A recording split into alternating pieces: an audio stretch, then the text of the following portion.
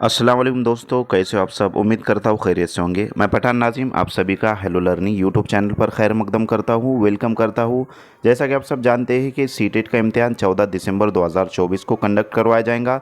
इसी को मद्देनज़र रखते हुए हेलो लर्निंग यूट्यूब चैनल पर आपको सीटेट से मुतालिक क्लासेस प्रोवाइड की जा रही है। फ्रेंड्स, इस सेशन में हम प्रैक्टिस सेट देखेंगे। उर्दू का जो है तो गुज़िश्ता जो पेपर हुए हैं उसमें से पेपर को जो है तो हम एनालिसिस करने वाले हैं।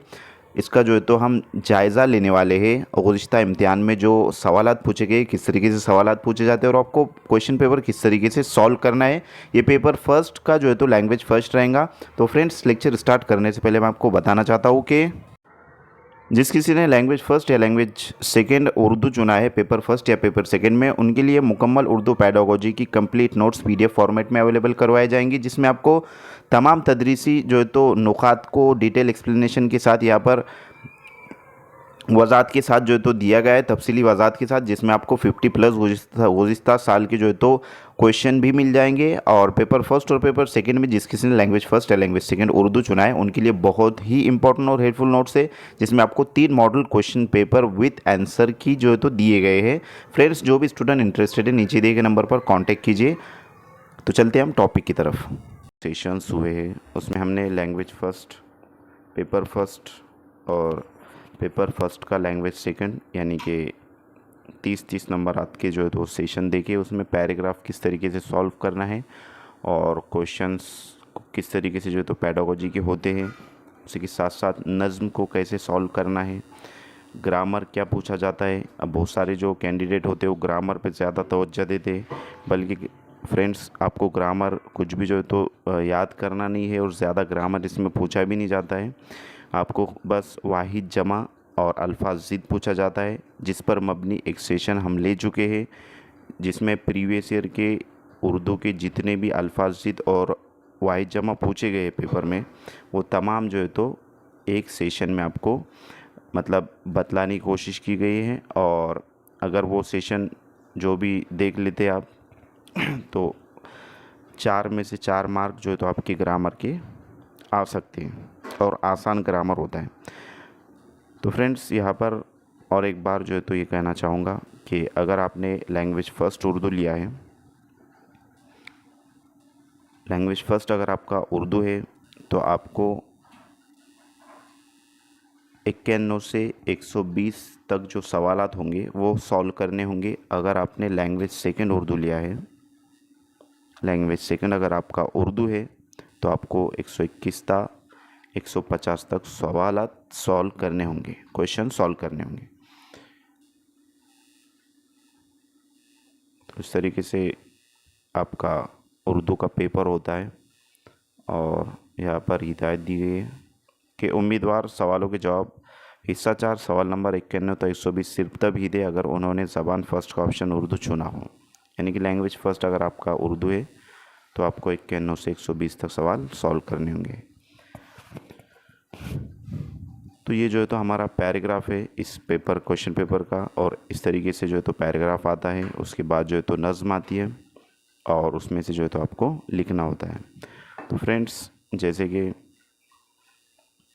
अब यहाँ पर बहुत सारे जो स्टूडेंट्स हैं वो क्या करते हैं कि पैराग्राफ को पढ़ना शुरू कर देते हैं और पूरा पैराग्राफ पढ़ लेते हैं, बल्कि आपको इस तरीके से नहीं करना है, वक्त ज़ाया नहीं करना है बिल्कुल।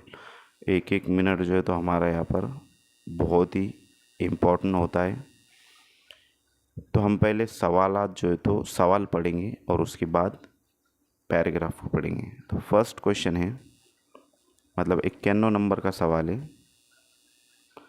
कि सूरज की गर्मी की बदौलत समंदरों और दरियाओं का पानी क्या बनकर दोबारा पानी की शक्ल में बरसता है। नंबर 1 बारिश बनकर, नंबर 2 भाप बनकर, नंबर 3 बुलबुले बनकर और नंबर 4 बुखारात बनकर। तो फ्रेंड्स, अब आपको यहाँ से जो है तो स्टार्ट करना है पढ़ना कि बिजली ने इंसान की ज़िंदगी में बड़ा आराम और सुख पैदा किया है। उसने इंसान के लिए कई तरह की आसानियाँ मुहैया की है। बिजली कई तरह से तैयार की जाती है जो इंसान के 20वें कामों में इस्तेमाल होती, मतलब बहुत सारे कामों में इस्तेमाल होती है। सबसे ज़्यादा काम सूरज करता है। सूरज की गर्मी की बदौलत समंदरों और दरियाओं का पानी बुखारात बनकर दोबारा पानी की सूरत में बरसता है। फिर नदी नाले उस पानी से भर जाते हैं। तो फ्रेंड्स, यहाँ पर पूछा ये गए हैं सवाल में कि सूरज की गर्मी की बदौलत समंदरों और दरियाओं का पानी क्या बनकर दोबारा पानी की शक्ल में बरसता है। तो फ्रेंड्स, यहाँ पर जो है तो आपको उसका आंसर मिल गया होगा कि सूरज की गर्मी की बदौलत समंदरों और दरियाओं का पानी बुखारात बनकर दोबारा पानी की सूरत में बरसता है। तो काय की सूरत में जो है तो बरसता है वो बुखारात बनकर पानी की सूरत में बरसता है। सूरज की गर्मी की बदौलत समंदरों और दरियाओं का पानी क्या बनकर दोबारा पानी की शक्ल में बरसता है, तो बुखारात बनकर। तो फर्स्ट जो हमारा आंसर रहेगा, एक मिनट, पानी, बारिश, बुखारात, सबसे ज़्यादा काम सूरज करता है। सूरज की गर्मी की बदौलत समंदरों और दरियाओं का पानी बुखारात बनकर दोबारा पानी की सूरत में बरसता है। बरसता है यानी कि बारिश से जो है तो यहाँ पर बारिश होती है, बरसता है मतलब। तो फर्स्ट ऑप्शन आपका राइट आंसर रहेगा। बुखारात बनकर तो जो है तो वो बुखार हवा मतलब भाप बनकर ऊपर जाता है, यानी कि बुखारात बनकर बादल में जाता है और फिर बादल में से बारिश बनकर जो है तो ज़मीन पर बरसता है। फर्स्ट ऑप्शन राइट आंसर रहेगा। नेक्स्ट क्वेश्चन है कि पानी से भरे नदी नाले किसको जन्म देते हैं। नंबर 1 एटमी घरों को, नंबर 2 बिजली घरों को, नंबर 3 तार घरों को और नंबर 4 यूरेनियम के घरों को। तो फ्रेंड्स, जहाँ पर हमने जो तो पैराग्राफ को स्टॉप किया है वहाँ से स्टार्ट करेंगे। तो यहाँ से हम शुरू करेंगे कि पानी से भरे नदी नाले बिजली घरों को जन्म देते हैं। तो यहाँ पर आंसर निकल कर आ रहा है। इसमें जो है तो आपका पैराग्राफ भी पढ़ना होता है और आपको क्वेश्चन के आंसर भी मिलते हैं। तो साथ ही साथ जो है तो दोनों काम होती है, इस वास्ते आपका वक्त जो है तो यहाँ पर ज़्यादा ज़ाया नहीं होता है, वक्त बचता है। और आपको वक्त बचाना है फ्रेंड्स, ताकि दूसरे जो सब्जेक्ट है उसमें ज़्यादा वक्त लगता है। फॉर एग्ज़ाम्पल मैथ्स है और उसके बाद CDP है, तो ये वक्त को ज़ाया करने वाले सब्जेक्ट होते हैं। तो इस वास्ते जो है तो इस तरीके से आपको सॉल्व करना है और हिंदी का भी इस तरीके से ही आपको पेपर सॉल्व करना है सब्जेक्ट को। तो यहाँ पर ऑप्शन नंबर जो है तो सेकेंड वाला राइट आंसर रहेगा कि पानी से भरे नदी नाले बिजली घरों को जन्म देते हैं। सेकेंड वाला ऑप्शन राइट आंसर रहेगा। नेक्स्ट क्वेश्चन है टरबाइन किसे कहते हैं। नंबर 1 हवा के ज़ोर से घूमने वाला पहिया, नंबर 2 पानी के ज़ोर और ताकत से घूमने वाला पहिया, नंबर 3 हाथ की ताकत से घूमने वाला पहिया और नंबर 4 हाथ की ताकत और हवा के ज़ोर से घूमने वाला पहिया। तो दोस्तों, जैसे कि हमने यहाँ पर स्टॉप किया था पैराग्राफ को और यहाँ से स्टार्ट करेंगे कि पानी के ज़ोर और ताकत से एक पहिया घूमता है जिसे टरबाइन कहते हैं। यहाँ पर स्टॉप कर देंगे क्योंकि आंसर हमारा मिल चुका है कि पानी के ज़ोर और ताकत से घूमने वाला पहिया। तो फ्रेंड्स, यहाँ पर ऑप्शन नंबर सेकेंड वाला जो है तो राइट आंसर रहेगा कि पानी के ज़ोर और ताकत से घूमने वाला पहिया, उसे टरबाइन कहते हैं। नेक्स्ट क्वेश्चन की तरफ जाएंगे। नेक्स्ट क्वेश्चन है मकनातीसी और तांबे के तारों के सिलसिले को क्या कहते हैं। Number 1 generator, number 2 refrigerator, number 3 barometer, number 4 condenser. तो फ्रेंड्स, जैसे कि हमने जहाँ पर पैराग्राफ स्टॉप किया था वहाँ से स्टार्ट करेंगे कि इस टरबाइन से मकनातीस लगा होता है जो उसके साथ साथ साथ घूमता है। इस मकनातीसी और तांबे के तारों को तांबे के तारों के सिलसिले को जनरेटर कहते हैं। तो यहाँ पर रुक जाना है आपको, क्योंकि आंसर आपका मिल चुका है। तो फर्स्ट वाला ऑप्शन राइट आंसर रहेगा कि मकनातीस और तांबे के तारों के सिलसिले को क्या कहते हैं, तो उसे जनरेटर कहते हैं।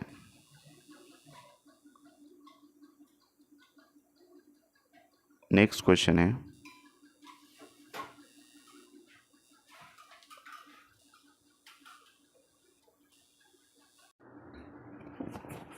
आजकल सस्ती और भारी पैमाने पर बिजली पैदा करने को क्या कहा जा रहा है?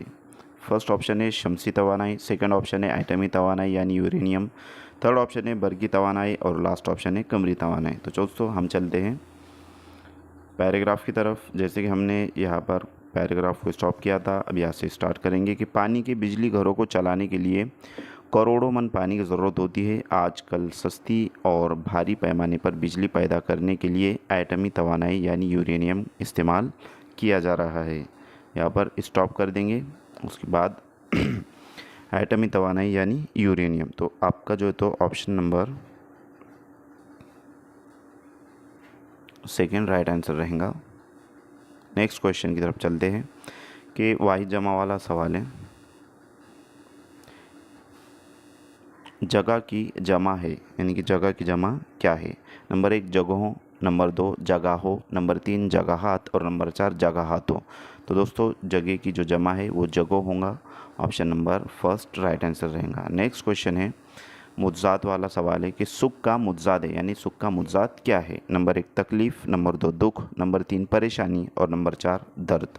तो दोस्तों सुख का जो मुज्जाद होगा वो दुख रहेगा, यानी कि option number second right answer रहेगा। अपोजिट वर्ड पूछा गया है। नेक्स्ट क्वेश्चन है, इंसान की ज़िंदगी में बड़ा आराम, सुख और आसानियाँ किसने फराहम की है? नंबर 1 हवाई जहाज़ ने, नंबर 2 इंटरनेट ने, नंबर 3 बिजली ने और नंबर 4 कंप्यूटर ने। तो दोस्तों हमारा ये जो पैराग्राफ है ये बिजली पर मुनासिर है, तो आप डायरेक्टली आंसर लगा सकते हो ऑप्शन नंबर 3। नेक्स्ट क्वेश्चन है, नेक्स्ट जो क्वेश्चन है कि बिजली को बनाने में सबसे ज़्यादा काम कौन करता है? नंबर 1 सूरज, नंबर 2 चांद, नंबर 3 सैयारे, नंबर 4 सितारे। दोस्तों हम चलते हैं पैराग्राफ की तरफ। जैसे कि आपको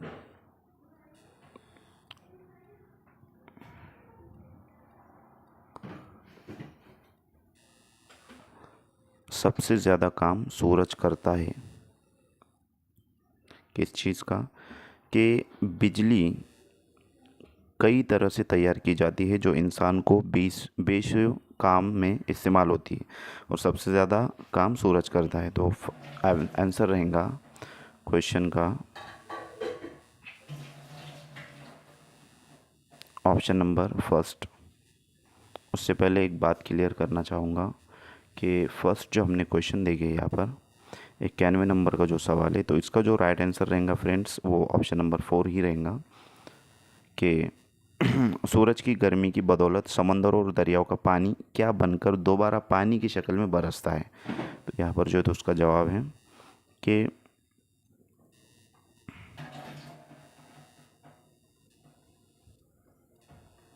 सूरज की गर्मी की बदौलत समंदरों और दरियाओं का पानी बुखारात बनकर दोबारा पानी की सूरत में बरसता है। तो ये बुखारात जो है तो इसका राइट आंसर रहेगा ऑप्शन नंबर 4।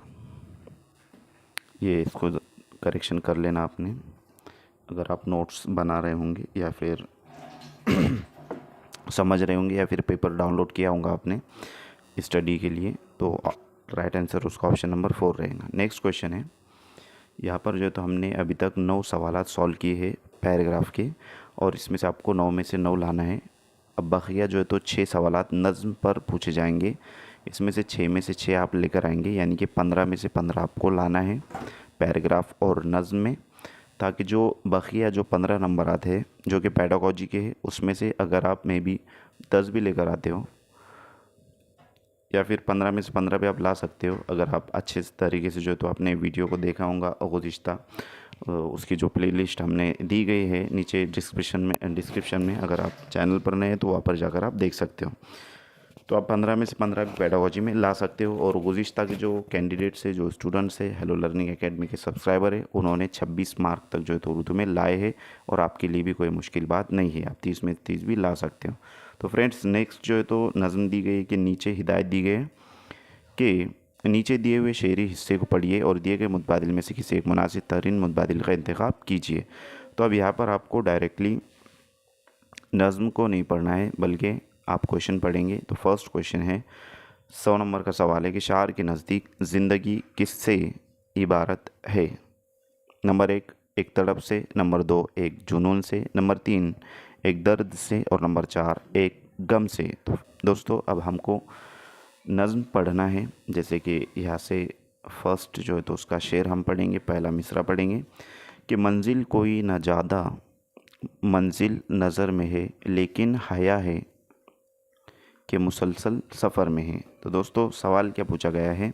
शार के नज़दीक ज़िंदगी किस से इबारत है? दूसरा शेर पढ़ेंगे, वो एक तड़प के जिससे इबारत है ज़िंदगी। वो एक तड़प के जिससे इबारत है ज़िंदगी। तो एक तड़प से जो है तो इबारत ज़िंदगी से मुराद है। तो यहाँ पर ये दूसरे शेर का पहले मिसरे में हमने जवाब जो है तो इसको हमारा जवाब मिल चुका है हमें। तो यहाँ पर जो आपका ऑप्शन रहेगा वो रहेगा ऑप्शन नंबर 1, राइट आंसर रहेगा option number first. Next question है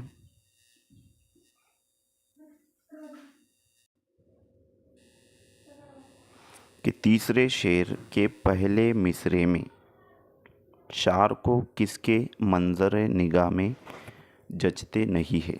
नंबर 1, बहिश्त के मंज़र। नंबर 2, बागों के मंज़र। नंबर 3, पहाड़ों के मंज़र। और नंबर 4, वादियों के मंज़र। तो दोस्तों, सवाल क्या पूछा गया है उस पर आपको तवज्जो देना है कि तीसरे शेर के पहले मिसरे में, ठीक है। अब यहाँ पर जो है तो ये नज़्म है, ये पूरी जो है तो नज़्म है आपके सामने। और ये पहला शेर, ये दूसरा शेर और ये तीसरा शेर, ये चौथा और ये पांचवा शेर रहेगा। तो अब ये पहला शेर, दूसरा शेर और तीसरा शेर पूछा यूँ गया है सवाल में कि तीसरे शेर के पहले मिसरे में, ये मिसरा है उसका पहला और ये दूसरा, दो मिसरे मिलाकर एक शेर बनता है। तो पहले मिसरे में पूछा गया है कि जचते नहीं बहिश्त के मंज़र निगाह में। तो बहिश्त के मंज़र के ताल्लुक़ से बात हो रही है। ऑप्शन नंबर हमारा कौन सा है? यहाँ पर फर्स्ट रहेगा कि बहिश्त के मंज़र निगाह में जचते नहीं। फर्स्ट ऑप्शन राइट आंसर रहेगा। नेक्स्ट क्वेश्चन है, अब इसको जो है तो स्टॉप करके सवाल दोबारा पढ़ सकते हो। वक्त की नाज़ाकत को मद्देनज़र रखते हुए जो है तो सेशन हम ले रहे हैं। बहुत ही कम वक्त बचा है आपके इम्तिहान के लिए। नेक्स्ट क्वेश्चन है कि शार ने मंजिल हयात किसको बताया है? नंबर 1, अपने महबूब के हुस्न को। नंबर 2, अपने महबूब की राह गुज़र को। नंबर 3, अपने महबूब की आँखों को। और नंबर 4, अपने महबूब के सरापा को। तो दोस्तों, ये जो है तो शायद गज़ल है, क्योंकि महबूब से मुताल्लिक़ बात हो रही है। और शार जो है तो अपने महबूब से जो मुताल्लिक़ बात करते हैं उसे गज़ल कहते हैं। जैसे कि मिर्ज़ा गालिब का नाम आपने सुना होगा कि शार ने मंजिल हयात किसको बताया है। तो हमने यहाँ तक जो है तो तीसरा मिसरा पढ़े थे। अब यहाँ से हम स्टार्ट करेंगे। जिस दिन से एक बहिश्त खरामा नज़र में है, जाए कहा निकल के तेरी राह गुज़र से हम, हर मंजिल हयात तेरी राह गुज़र में है। मेरी यही ख़ता है बस ए अहले बुत कदा, शमे हरम का नूर भी मेरी नज़र में है। तो दोस्तों, सवाल में क्या पूछा गया है कि शार ने मंजिल हयात किसको बताया है? तो राह गुज़र को जो है तो शायर ने मंजिल हयात बताया है। जैसे कि यहाँ पर आपको चौथे शेर का दूसरा मिसरा नज़र आ रहा है कि हर मंजिल हयात तेरी राह गुज़र में है। यहाँ पर आपका जो है तो आंसर रहेगा option number second right answer रहेगा। नेक्स्ट क्वेश्चन है, शमे हरम का नूर भी मेरी डैश डैश में है। ये जो सवाल है आपके सामने नज़र आ रहा है, सवाल सामने ही नज़र आएंगे क्योंकि स्क्रीन है सामने। तो खैर, झेल में दिए गए लफ्ज़ों में से सही लफ्ज़ भरिए। नंबर 1 नज़र, नंबर 2 निगाह, नंबर 3 कदर और नंबर 4 फितरत। तो दोस्तों, शमे हरम का नूर भी मेरी नज़र में है, ये जो है तो शेर है और यहाँ पर फर्स्ट ऑप्शन राइट आंसर रहेगा। जैसे कि लास्ट का जो मिसरा नज़र आ रहा है आपको यहाँ पर कि शमे हरम का नूर भी मेरी नज़र में है। नेक्स्ट क्वेश्चन है, मुज्जात वाला सवाल पूछा गया है और ऐसे जो सवाल आते फ्रेंड्स, अगर आप अल्फाज मायनी और अल्फाज ज़िद यानी कि मुज्जात अल्फाज, इस पर मबनी जो वीडियो बनाया गया है वो अगर आप सेशन को अच्छे तरीके से देख लेते हो तो ये आपके मार्क जो है तो 4 मार्क के लिए आता है। ये पैराग्राफ में 2 और नज़्म में 2, तो ये 4 मार्क आपके फ़िक्स हो जाएंगे क्योंकि आपको समझ में आ जाएगा कि किस तरीके से सवालात आते हैं, उसके ऑप्शंस कैसे आते हैं इसमें और जवाब कैसे आपको देना है। फर्स्ट, ज़िंदगी का मुज्जाद है यानी अपोजिट वर्ड क्या है ज़िंदगी का? नंबर 1 मौत, नंबर 2 हयात, नंबर 3 वफ़ात और नंबर 4 ममात। तो दोस्तों, ज़िंदगी का जो मुज्जाद होता है, हम सभी को जो है तो इसका इल्म है, मौत है और एक दिन जो है तो सबको मौत का मज़ा चखना है। नेक्स्ट क्वेश्चन है, पहले शेर की दूसरे मिसरे में शार किसको मुसलसल सफ़र में बता रहा है? दोस्तों, ये पहले शेर का दूसरा मिसरा, दूसरे शेर का पहला मिसरा, इस चीज़ को आपको समझना है अच्छे से कि पहले शेर के दूसरे मिसरे में, ठीक है, शार किसको मुसलसल सफ़र में बता रहा है? नंबर 1 कायनात को, नंबर 2 हयात को, नंबर 3 सितारों को और नंबर 4 सैयारों को। तो दोस्तों, चलते हम पहले शेर के दूसरे मिसरे पर। तो यहाँ पर जो है तो हम नज़म पर आ जाएंगे। पहले ये है नज़म और ये है पहला शेर, ठीक है, ये रहा पहला शेर और पहला शेर का दूसरा मिसरा ये रहेगा। लेकिन हयात है कि मुसलसल सफ़र में है, तो यहाँ पर जो है तो सफ़र में हयात को बताया गया है।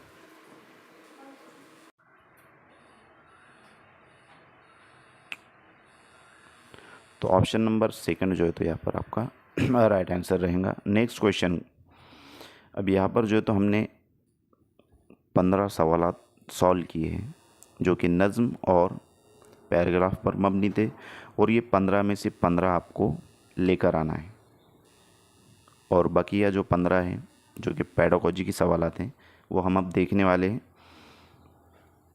इसमें से आप अगर 10 भी लाते हो तो 25 आपका उर्दू में स्कोर रहेगा और अगर आप 15 में से 15 भी लाते हो तो 30 आपका स्कोर 30 बन जाएगा फ्रेंड्स, और आप ला सकते हो बआसानी। नेक्स्ट क्वेश्चन है जो कि पेडागोजी का सवाल रहेगा।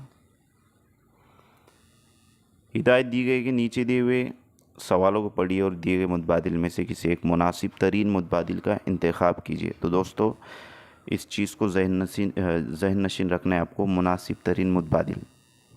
अगर ये मुनासिब तरीन मुतबादिल अगर गलत हो जाता है तो आपका जो आंसर रहेगा वो गलत हो जाएगा। तो मुनासिब तरीन मुतबादिल ढूंढकर आपको जो है तो 4 ऑप्शन में से एक टिक करना है, ठीक है। फर्स्ट जो है तो यहाँ पर क्वेश्चन है यानी कि 106 नंबर का सवाल है कि दर्ज झेल में से कौन कवायद पढ़ने का एक मौसर तरीका है?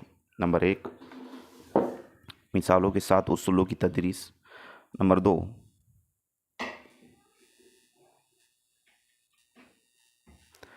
मतन का तर्जुमा करते हुए कवायद की उसूलों की तदरीस, नंबर 3 कवायद की मखसूस किताब की मदद से कवायद की तदरीस और नंबर 4 कवायद की उसूलों की दरियाफ्त में मुआविन सियाक में कवायद की तदरीस। तो दोस्तों, यहाँ पर इस सवाल का जो आंसर रहेगा आपका वो रहेगा कि दर्ज झेल में से कौन कवायद पढ़ाने का एक मौसर तरीका है? तो कवायद के उसूलों की दरियाफ्त में मुआविन सियाक में क़वायद की तदरीस, मतलब सबक के दौरान जो है तो जो क़वायद आते हैं, जो सरगर्मी अमल होता है या फिर मश्क के अंदर दिए जाते हैं, तो उस दौरान क़वायद की तदरीस करना ये बेहतर साबित होगा क्योंकि तलबा जो है तो सबक से वाकिफ़ होते हैं, उसके जो अल्फाज और जुमले होते हैं उससे भी तलबा वाकिफ़ होते हैं। और इसके साथ साथ जो है तो एक ये मौसर तरीका है कवायद पढ़ाने का। नेक्स्ट क्वेश्चन है, ये जो है तो समाजी तामुल के तस्वुर का ताल्लुक़ किससे, यानी कि समाजी तामुल का जो नज़रिया था किसने पेश किया था। तो ये चीज़ें आपको मुकम्मल उर्दू पेडागोजी की जो नोट्स है, यानी कि जो सेशन हमने लिया है नोट्स पर मबनी, वहाँ पर जाकर आप देख सकते हो, जो कि 21 नंबर का हमारा सेशन है।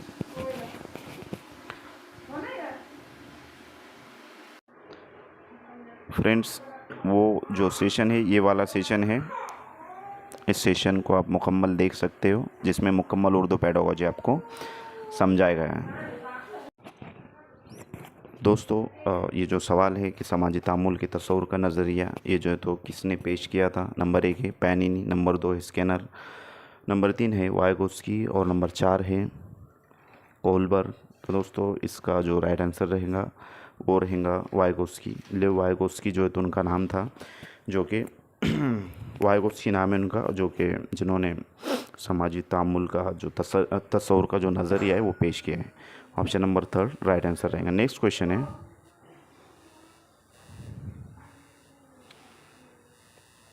108 नंबर का सवाल है कि दर्ज झेल में से कौन बच्चों की ज़बान के इक्तिसाब में मुआविन होता है। नंबर 1, घर के माहौल जहाँ बच्चे को ज़्यादा बोलने की आज़ादी नहीं है। नंबर 2, ये जो नहीं जहाँ पर आएगा उसको कट कर देना है। नंबर 2, घर में और उसके आसपास बड़ों की बातों को सुनना। नंबर 3, बच्चों से कही हुई बातों और जुमलों को दोहराने के लिए कहना। नंबर 4, दूसरे बच्चों के साथ खेलना। तो दोस्तों, दर्ज झेल में से कौन बच्चों की ज़बान के इक्तिसाब में मुआविन होता है। तो यहाँ पर ऑप्शन नंबर 4 आपका जो है तो राइट आंसर रहेगा, क्योंकि बच्चा जब दूसरे बच्चों के साथ खेलेगा तो उसके ज़बान का इक्तिसाब होगा। एक ज़बान जो है तो जो वो जानता है, जैसे कि उर्दू ज़बान है, और जो बकिया जो आस पड़ोस के बच्चे हैं तो उनसे जो है तो वो दीगर ज़बानों का इक्तिसाब कर सकता है। नेक्स्ट क्वेश्चन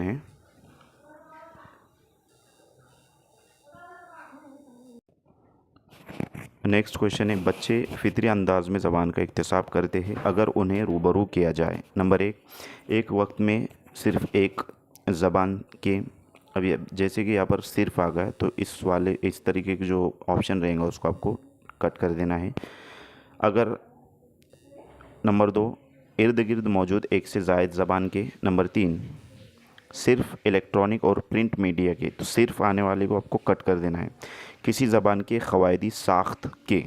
तो दोस्तों, यहाँ पर फितरी अंदाज में जो है तो ज़बान का इक्तिसाब करते हैं बच्चे, तो उन्हें जो है तो एक इर्द गिर्द मौजूद एक से ज़ायद ज़बान के जो है तो रूबरू किया जाना चाहिए। ऑप्शन नंबर 2 राइट आंसर रहेगा। नेक्स्ट क्वेश्चन है, 110 नंबर का सवाल है कि दर्ज झेल में से कौन मतन के मुताले के लिए सबसे अहम है। नंबर 1, मतन के हर लफ्ज़ को पढ़ना।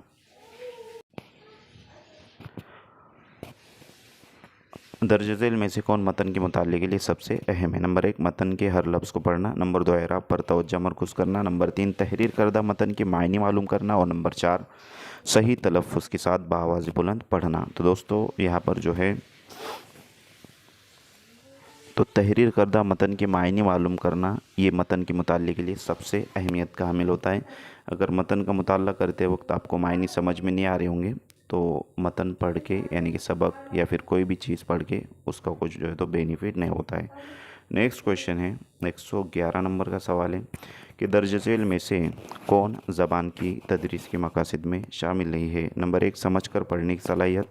नंबर 2, कोशिश से ख्याल का इजहार। नंबर 3, जो कुछ सुन रहे हैं उसको समझने की महारत। और नंबर 4, मरबूत तहरीर को फ़रोग़ देना। तो दोस्तों, सवाल में ये पूछा गया है कि दर्ज झेल में से कौन ज़बान की तदरीस के मकसद में शामिल नहीं है। नहीं, ये जो है तो नेगेटिव वाला सवाल है। अब इसमें 3 जो है तो राइट रहेंगे और एक जो रॉन्ग रहेगा, और जो रॉन्ग रहेगा वो आपका राइट आंसर रहेगा। जैसे कि समझ कर पढ़ने की सलाहियत, तो ये राइट रहेगा, ये आपका जो है तो आंसर नहीं रहेगा। दूसरा जो है तो कोशिश से ख्याल का इजहार, तो इससे कोई मायने अक्स नहीं हो रहा है। तीसरा जो है तो जो कुछ सुन रहे हैं उसको समझने की महारत, तो ये जो है तो होता है। और मरबूत तहरीर को फ़रोग देना, ये भी राइट रहेगा। ऑप्शन नंबर जो दूसरा है, सेकंड वाला जो ऑप्शन है वो राइट आंसर रहेगा, क्योंकि कोशिश से ख्याल का इजहार, ये गलत है, ये रॉन्ग है, इस वास्ते ये आंसर आपका राइट रहेगा। नेक्स्ट क्वेश्चन है, 112 नंबर का सवाल है कि सूतियाती आगाही ज़्यादातर मुताल्लिक होती है नंबर 1 सुनने की सलाहियत से, नंबर 2 बोलने की सलाहियत से, नंबर 3 पढ़ने की सलाहियत से और नंबर 4 लिखने की सलाहियत से। तो दोस्तों सूतियाती आगाही जो है तो पढ़ने की सलाहियत से मुताल्लिक होती है।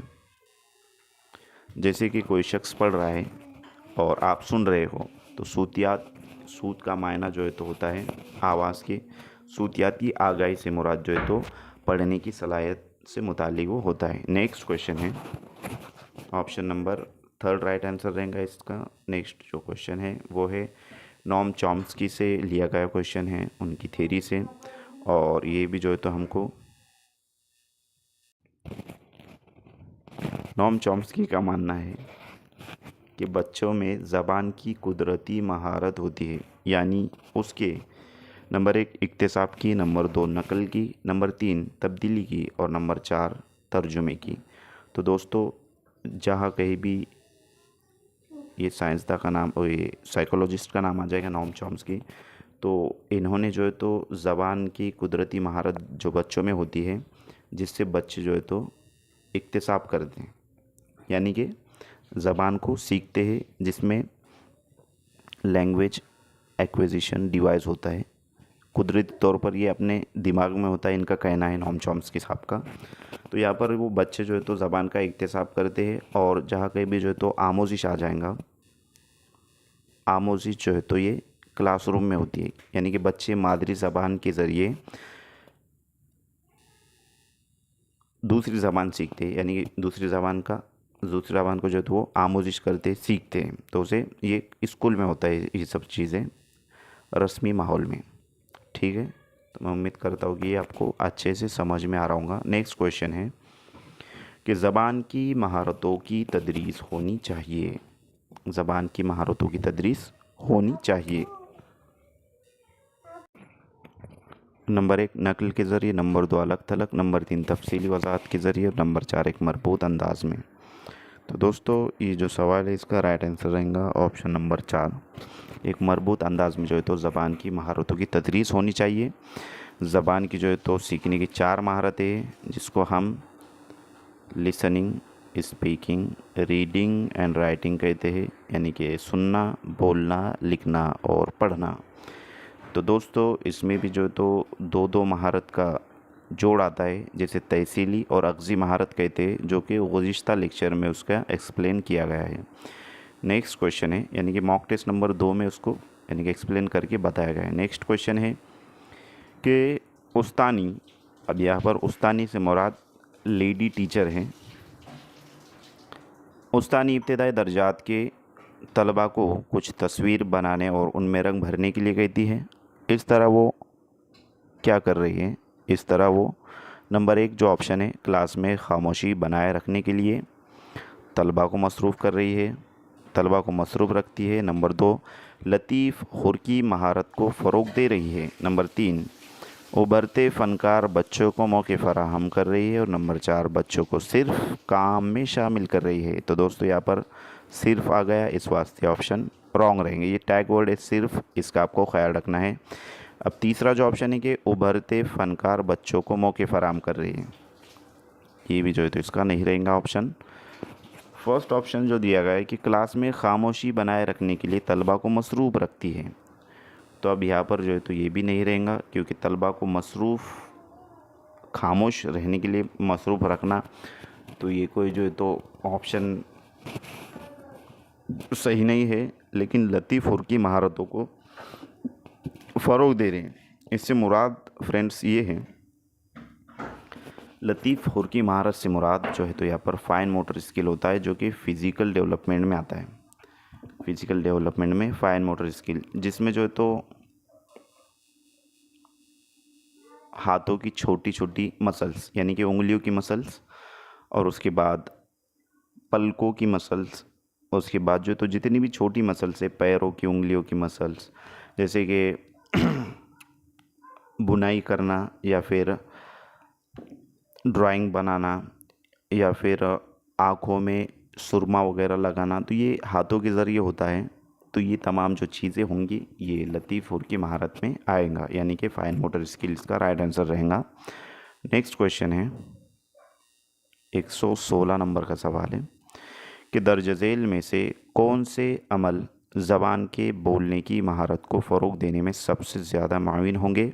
नंबर 1 इनफरादी और इज्तिमाई तौर पर ज़बान को पढ़ना। नंबर 2 रोल प्ले में शिरकत। नंबर 3 दरसी किताब के सबक का उस्ताद के बाद इज्तिमाई तौर पर पढ़ना। और नंबर 4 उस्ताद के बाद इज्तिमाई तौर पर नज़्म के सही तलफ़ुज़ की मश्क करना। तो दोस्तों यहाँ पर 116 नंबर का जो सवाल है उसका राइट आंसर रहेगा ऑप्शन नंबर 2 रोल प्ले में शिरकत करना। इससे जो है तो बोलने की महारत को फ़रोग़ मिलता है। नेक्स्ट क्वेश्चन 117 नंबर का सवाल है तीसरी जमात का उस्ताद तलबा से कहानी को इस तरतीब से बयान करने के लिए कहता है कि जैसा कि सबक में दिया गया है। ये सरगर्मी मुआविन होंगी। नंबर 1 इबारत को समझकर पढ़ने में। नंबर 2 काबिल फ़हम मवाद। नंबर 3 लिखने की महारत के इजाफे में। और नंबर 4 तलबा की बात करने के वक्त के इजाफे में। तो दोस्तों यहाँ पर जो इस सवाल का जो राइट आंसर रहेगा वो ऑप्शन नंबर फर्स्ट रहेगा कि तीसरी जमात के जो तलबा है वो इबारत को समझकर पढ़ने में जो है तो ये जो सरगर्मी है तो ये कहानी को उस तरतीब से बयान करने के लिए उस्ताद यहाँ पर कहता है कि जैसा कि सबक में दिया गया है। तो इबारत को समझकर तलबा पढ़ेंगे तभी जो है तो वो बयान कर पाएंगे। नेक्स्ट क्वेश्चन है 118 नंबर का सवाल है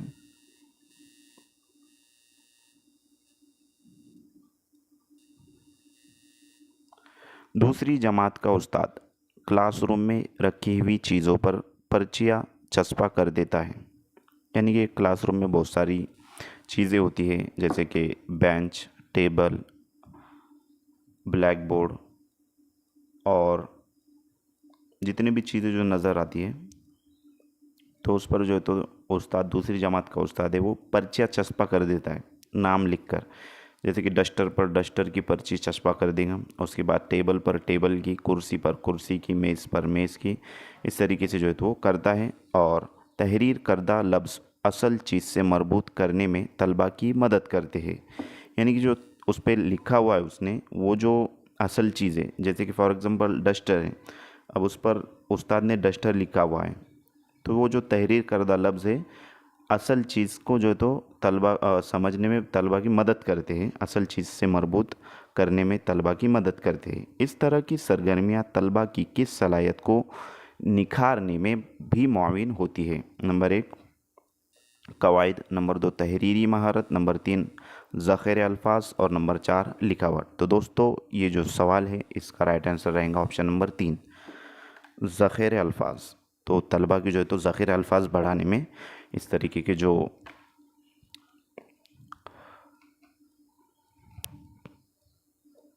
यानी कि इस तरीके के जो मतलब क्या कहेंगे उसको सरगर्मियाँ होती है वो मुआविन मददगार होती है।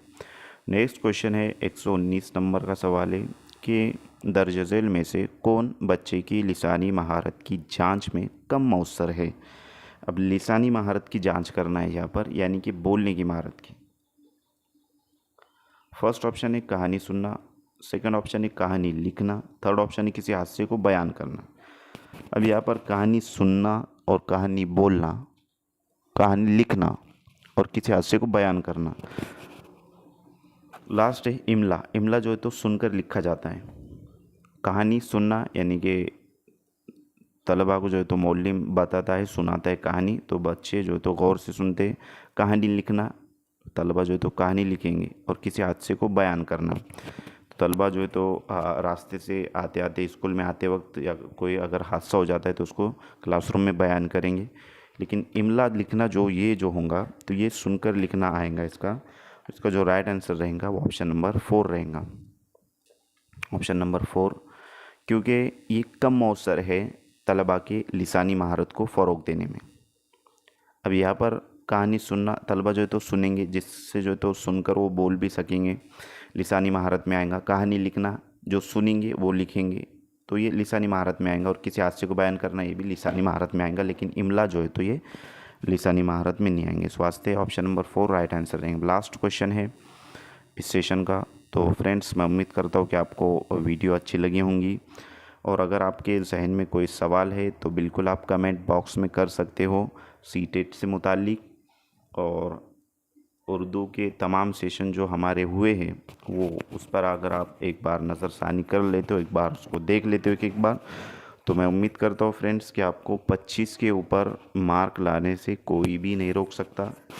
शर्त ये कि आपको अच्छे से देखना है, क्योंकि उर्दू जो हमारा सब्जेक्ट है, उर्दू मीडियम तलबा का उर्दू सब्जेक्ट ये स्कोरिंग सब्जेक्ट होता है, क्योंकि बहुत सारों को जो है तो CDP, EVS, मैथ्स और लैंग्वेज सेकंड जिसे हम हिंदी कहते हैं, हिंदी, ये 4 सब्जेक्ट में जो है तो मुश्किल और दुश्वारी को सामना करना पड़ता है। इस वास्ते अगर आप इसमें अच्छा स्कोर करते हो तो बकिया में अगर आप एक 2 मार्क अगर कम भी करते हो स्कोर, तो आपका पेपर बआसानी क्वालिफाइड आप हो सकते हो। और आपको टारगेट बनाकर स्टडी करना है, जैसे कि गुज़िश्ता क्लासेस में हम कह चुके हैं कि किस तरीके से टारगेट बनाना है आपको। तो लास्ट वाला यहाँ पर क्वेश्चन रहेगा कि दर्ज झेल में से कौन सा सवाल बच्चों की ज़बान की सलाहियत के इजाफे में सबसे ज़्यादा मुआविन होगा। बच्चों की ज़बान की सलाहियत से मुताल्लिक बात की गई है। नंबर 1, अपनी पसंदीदा किताबों में से किसी एक का नाम लिखना, किसी एक का नाम। नंबर 2, लफ्ज़ तरजीह का इस्तेमाल से एक जुमला बनाना। नंबर 3, अपनी और अपने वालिदा के दरमियान होने वाला मकालमा तहरीर करना। और नंबर 4, मुताल्ला करदा नज़्म के खालिक का नाम लिखना।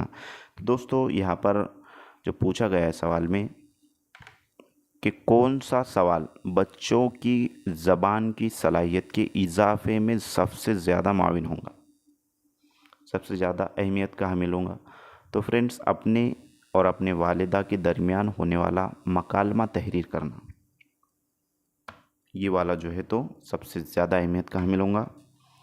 इस वास्ते ऑप्शन नंबर हमारा 3 राइट आंसर रहेगा। तो फ्रेंड्स, मैं उम्मीद करता हूँ कि आपको सेशन अच्छा लगा होगा, समझ में आए। तो आज के लिए इतना काफ़ी है। मिलते हैं नेक्स्ट टाइम नेक्स्ट वीडियो के